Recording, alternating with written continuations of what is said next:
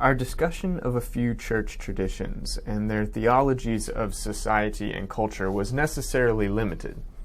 We could have included explorations of the Catholic social tradition, which has an obviously long history, or we could have included discussion of the Anabaptist tradition and its tendency toward a kind of separatism when it comes to social and political engagement. All of these traditions and many others are both interesting and influential in the 20th and 21st centuries. But we must also admit that these traditions have not developed independently of other social and political trends during the last 100 plus years.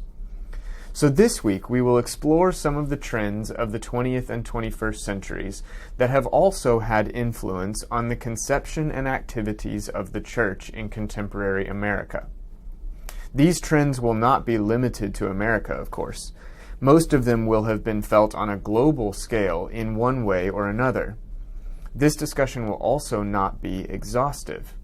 Time and space are limiting in an online class format like this, but we will endeavor to hit the highlights. And one of my primary goals is to point you in the direction of good resources for further study if you are interested in exploring these trends further. Let's start with talking about generations. Sociologists have divided people into generations based on birth years using commonalities of history, society, and culture as criteria for delineation.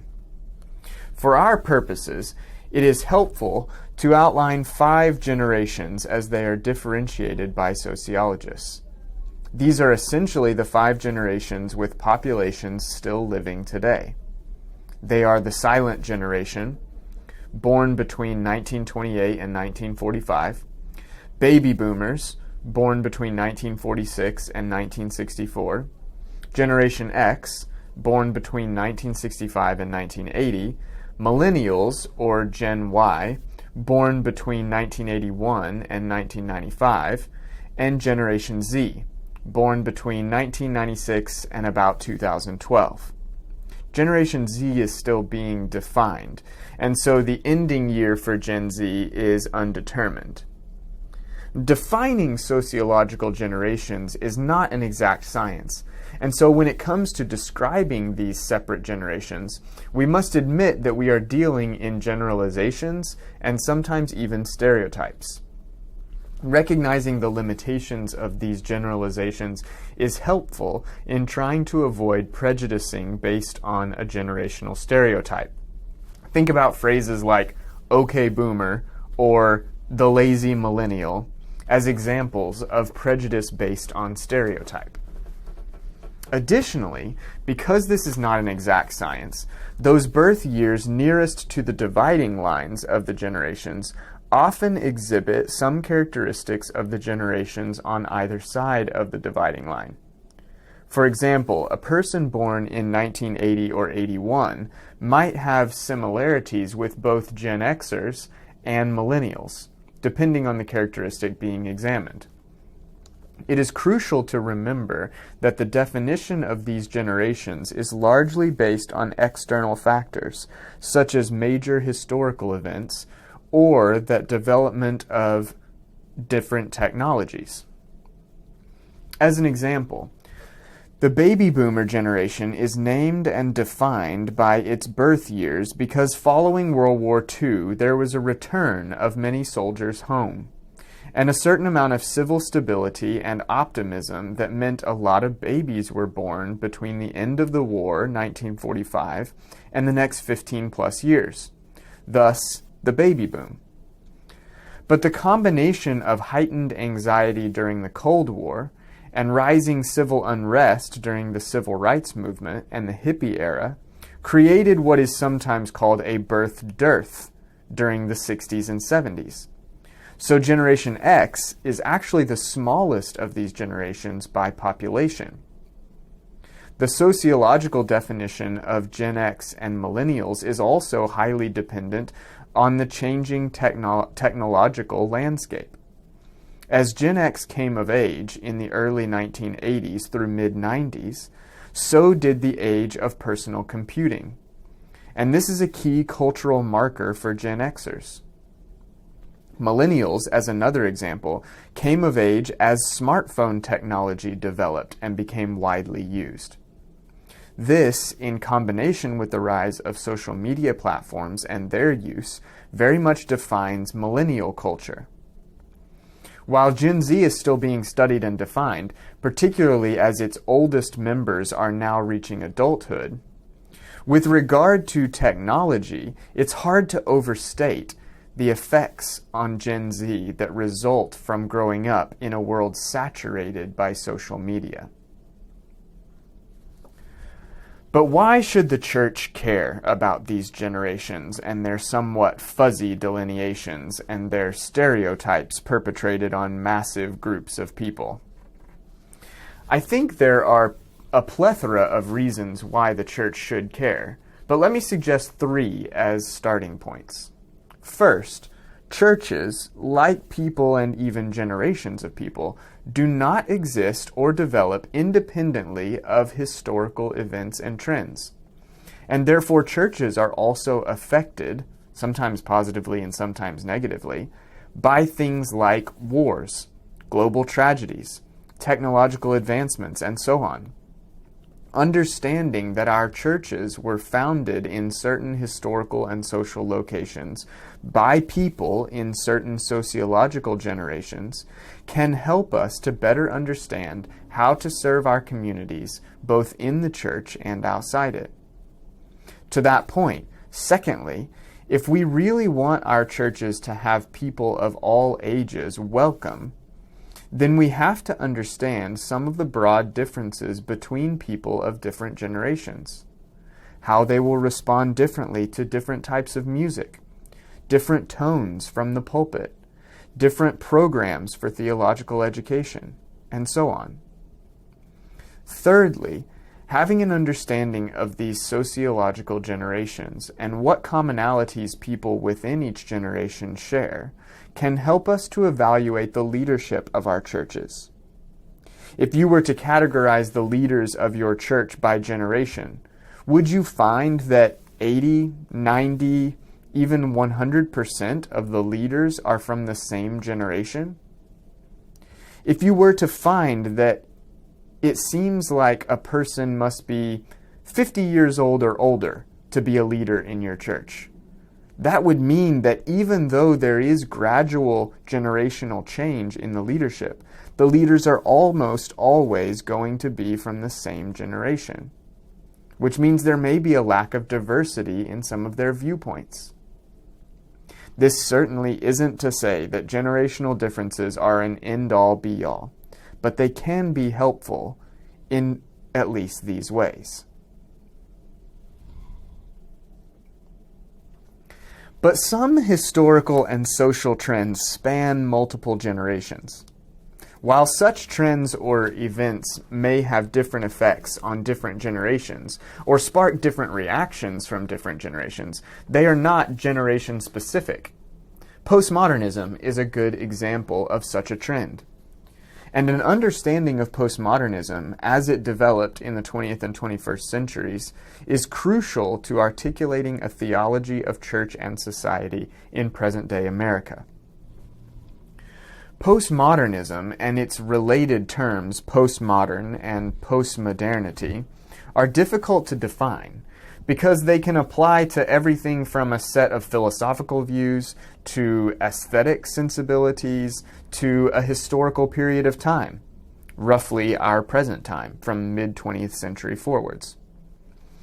On one hand, postmodernism, as its name implies, can be easily, if not simply, defined by its reactionary posture toward modernism. But that simply begs the question of what modernism is.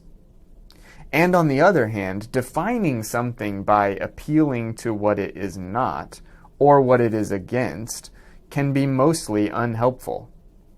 However, to be a bit facetious, this is all very much in keeping with postmodern culture, which is characteristically suspicious of hard and fast definitions. Brian Walsh and Sylvia Kiesmott, in a book that allows the message of Colossians to speak specifically to the North American postmodern culture, say that postmodernism is characterized profoundly by a hermeneutic of suspicion. This means that one who espouses a postmodern outlook or viewpoint is suspicious of anything that can be neatly put in a box, neatly defined, objectively located, or objectively all-encompassing. This is why philosopher Jean-Francois Lyotard has a quote, incredulity toward meta-narratives. And that quote is one of the shorthand definitions of postmodernism often pointed to.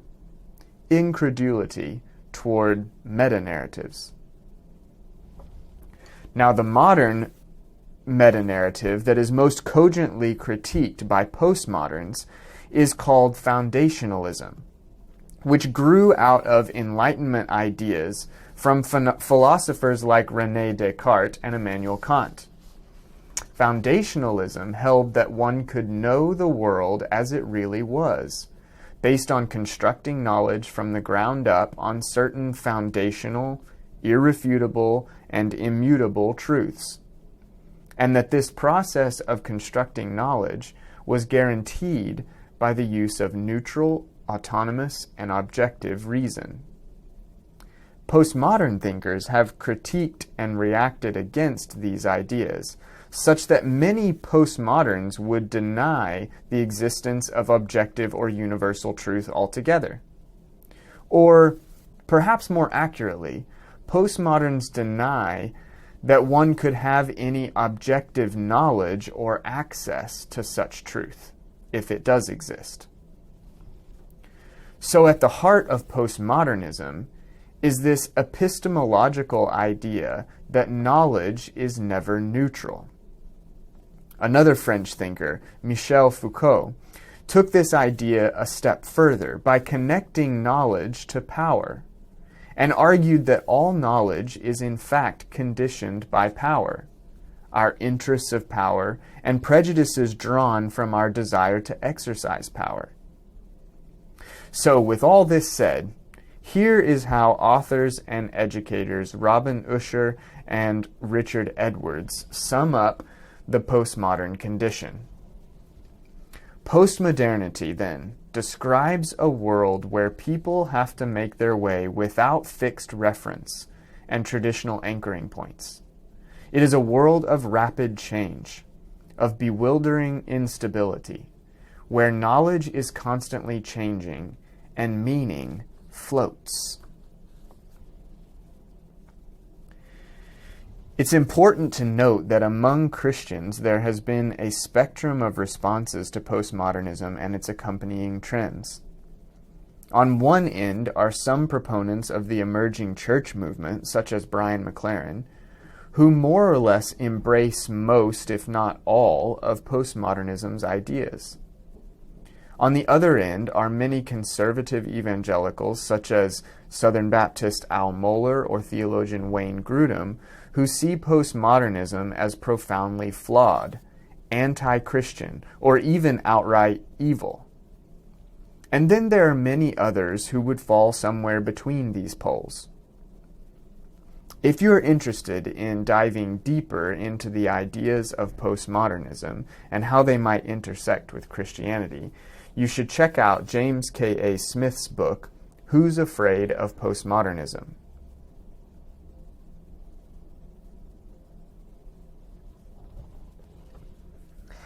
I have a friend who is a staunch progressive when it comes to politics. More than left-leaning, this friend is leftist. And she might even identify herself as socialist if it's late enough at night and she's let her guard down a bit. For 4 years between 2016 and 2020, she wore her critical stance toward America on her sleeve. She couldn't believe the country had elected Donald Trump as president. And she even entertained the idea of moving away to another country.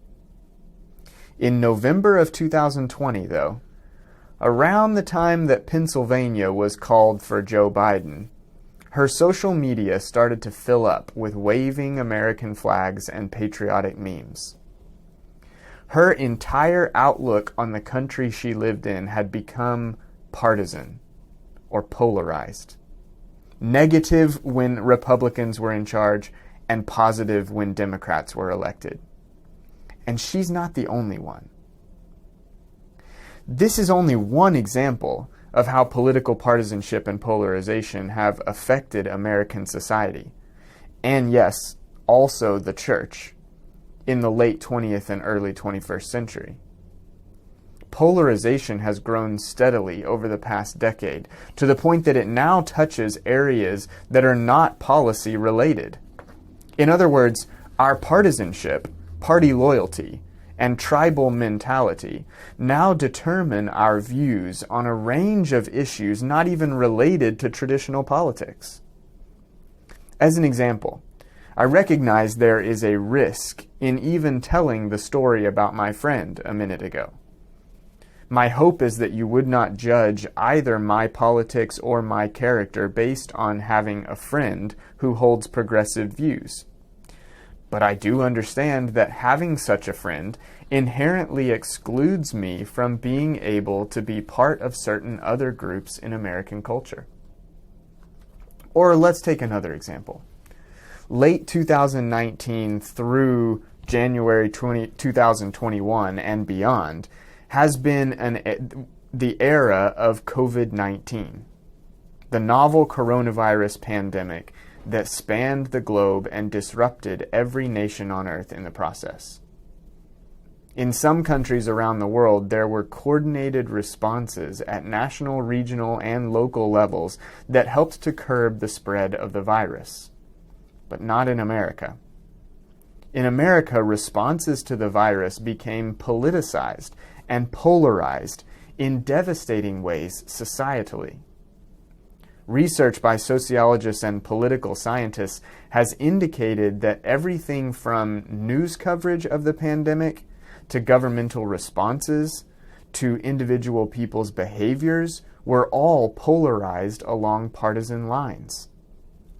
In other words, whichever side of the political spectrum you are on, or whichever side you lean toward, was the best indicator and predictor of your behavior and response to the pandemic. From mask wearing to quarantining and self-isolation measures to willingness to receive a potential vaccine. And polarization is not limited to views of presidents, politicians, or pandemics. It can be measured in nearly every area of American culture, including views on the traditional family, traditional religious institutions, and the economic system, all distrusted by Democrats and liberals, and views on science and scientific consensus, higher education, and the government in general, all distrusted by Republicans and conservatives. Partisanship and polarization are the reason why as many as 40 states in the U.S. can be predicted almost certainly with regard to presidential races before a single vote is even cast. And this partisanship is showing up in the church. Pew Research reported in 2005 that people who regularly attend church and hold traditional religious views were even then, in 2005, becoming more associated with the Republican Party, while those who were not affiliated with religious institutions at all were increasingly Democratic. The divide has only increased in the last 15 years. One example being the increased awareness of white evangelical as a political category more than a theological or ecclesiological one. This is evidenced by the overwhelming majority of white evangelicals who voted for the Republican candidate for president in the U.S. in each of the past 6 elections, dating back to 2000. This kind of statistic reminds us of the polarization we've already touched on between white Americans and Americans of color, particularly black Americans. But the polarized divide can be seen in other categories than race or ethnicity. It is increasingly in education, between those with a college degree and those without. In age, think generational divides again. And in geography, between those who live in urban areas and rural areas. Not to mention the gap between rich and poor that has been growing for several decades in the U.S. and creates a polarity of its own. We should at least be aware of the ways these polarizing divides affect our views of ourselves and our views of others, both within the church and outside the church. Perhaps the polarization in our society is reaching a breaking point and will snap back toward moderation and balance in the coming years. But perhaps, without some awareness of how bad it's gotten and what causes it, it could get even worse. For a good resource on how and why polarization has gotten so bad, check out Ezra Klein's book, Why We're Polarized. And for a good resource on how Christians could start to approach our divides differently, check out Christina Cleveland's book, Disunity in Christ. As we move on in the next couple of weeks in the course, we'll begin to look at some contemporary social issues and see how some of these trends that we've discussed, postmodernism, polarization, and generational divides, affect how the church addresses contemporary social issues.